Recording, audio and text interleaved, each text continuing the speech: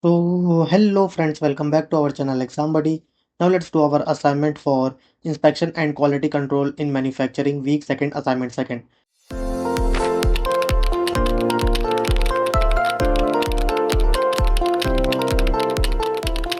So the first question is which of the following statement is true regarding specular reflection? So these are the option and the answer for our first question is B. The angle of incident light is equal to the angle of reflected light. And now let's go to our question number 2.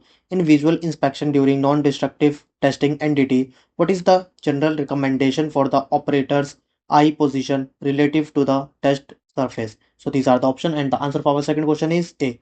Within 600 mm at an angle of not less than 30 degrees to ensure adequate defect visibility. And now let's go to our question number 3. Which of the following non-destructive inspection technique is based on the working principle of capillary action of low surface tension fluids? So these are the option and the answer of our third question is C.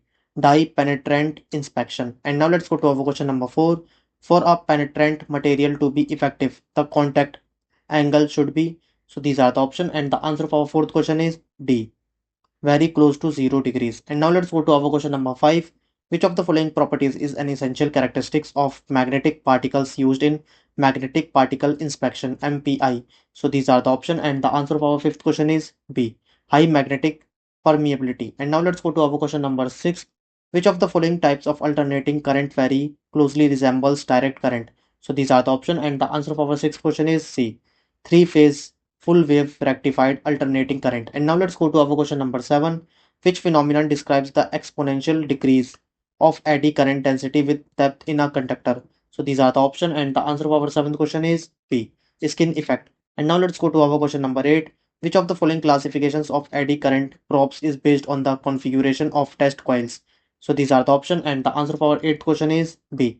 Internal bobbin probes, encircling probes. And now let's go to our question number 9. What is the primary purpose of using a couplant material in ultrasonic testing? So these are the option and the answer of our ninth question is A. To facilitate the transmission of ultrasonic energy into the test specimen.